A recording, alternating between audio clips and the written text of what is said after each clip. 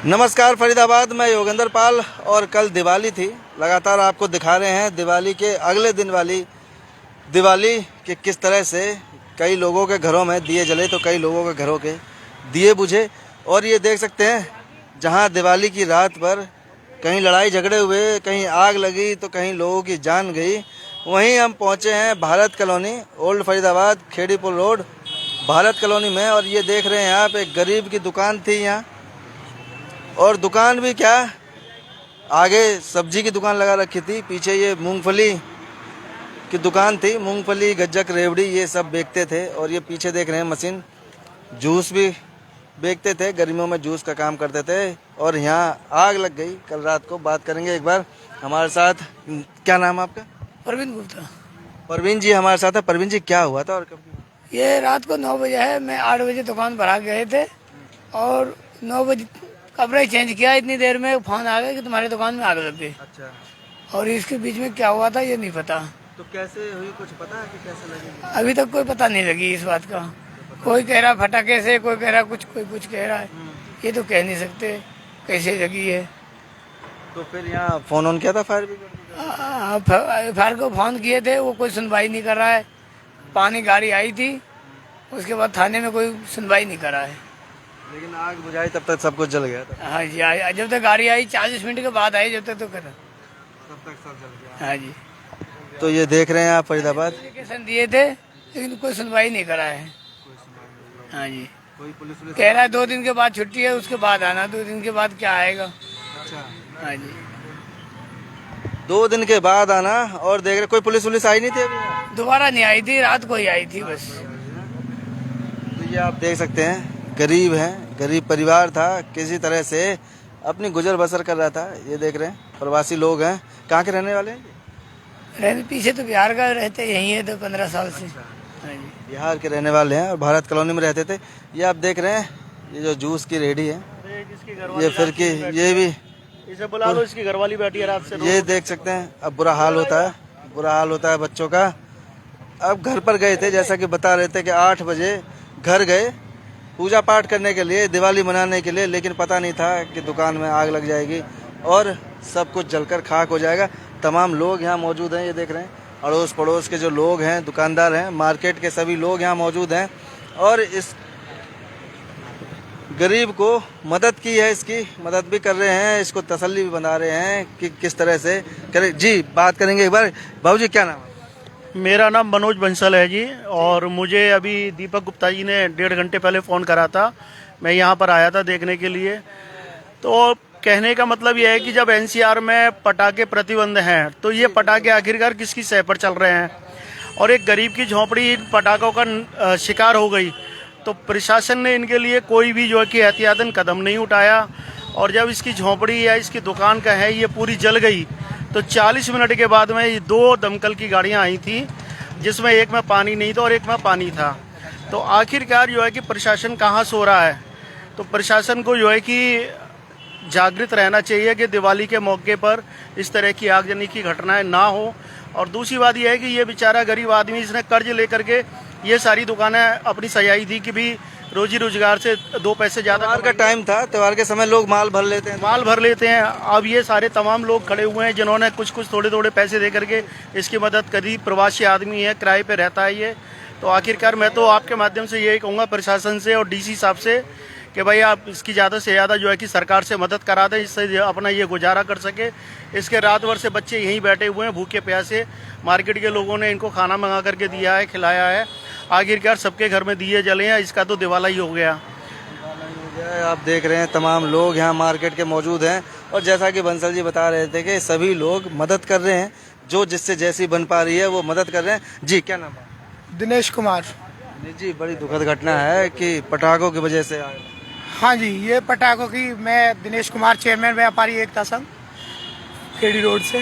रात ये जो हादसा हुआ है भाई साहब, ये बहुत हमारे दुकानदार हैं।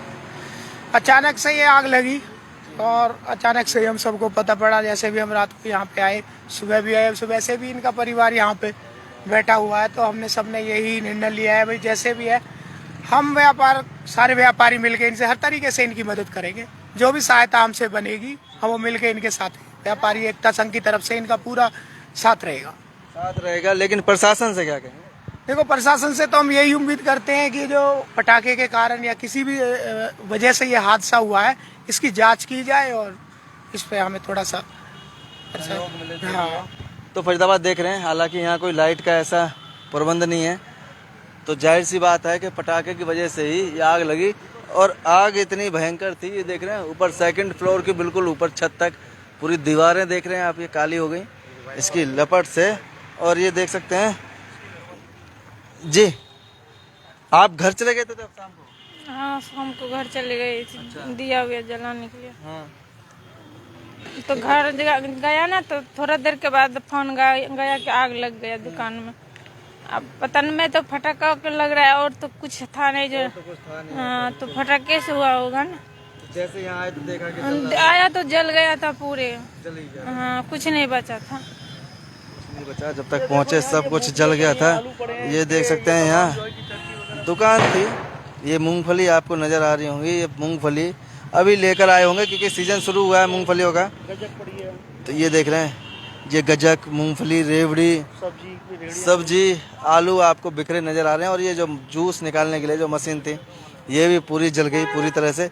और जो वो जूस की मशीन थी, ये भी दिखाते हैं आपको, ये भी जल गई है। तो फरीदाबाद आप समझ सकते हैं गरीब आदमी को कितना नुकसान हुआ, कैसे इसकी भरपाई होगी और ये दोबारा से कैसे खड़ा हो पाएगा, ये इसके लिए बड़ा कठिन समय है। ये देख रहे हैं, ये देखा होगा आपने, ये जो फिरकी है जिस पर जूस निकालते हैं, गन्ने का जूस निकालते हैं, लेकर गली गली घूमते हैं, ये भी पूरी जलकर खाक हो गई। और पूरी दुकान जल गई जो दुकान इन्होंने लगा रखी थी।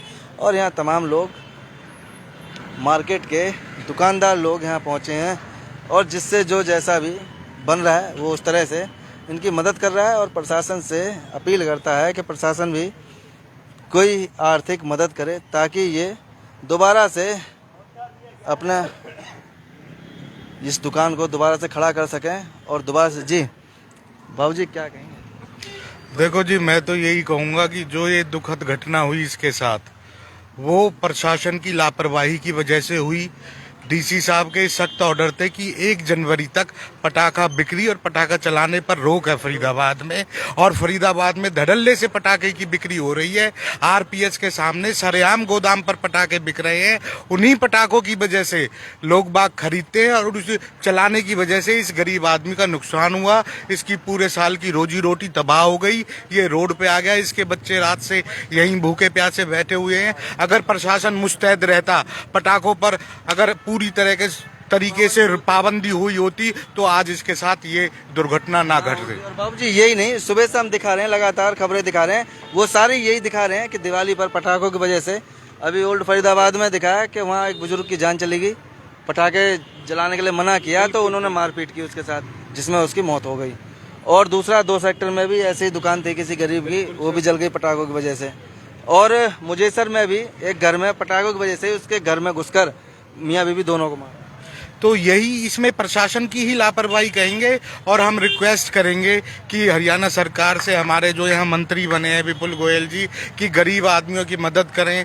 जो भी सरकार से या अपने निजी कोष से जो भी कुछ हो सके इसकी मदद की जाए, ताकि ये अपना रोजी रोटी का जुगाड़ दोबारा से खड़ा कर सके और अपने बच्चों का जीवन यापन कर सके। गरीब आदमी है क्योंकि कहाँ जाएगा। तो आप देख सकते हैं पूरा परिवार सुबह से यहीं पड़ा है, ये देख रहे हैं। और बड़ी दुखद खबर है फरीदाबाद कि किसी तरह से जब आदमी कोई रोजी रोटी अपनी कमा रहा होता है और इस तरह से नुकसान हो जाए, कुछ भी ना बचे, पूरा जलकर खाक हो जाए, तो उस पर क्या बीतती है ये आप समझ सकते हैं। अब देखते हैं इसमें आगे क्या कार्रवाई होती है और क्या प्रशासन की तरफ से क्या मदद मिलती है, वो भी आपको बताएंगे। जोड़ेंगे आपको शहर की ऐसी और अन्य महत्वपूर्ण खबरों के साथ।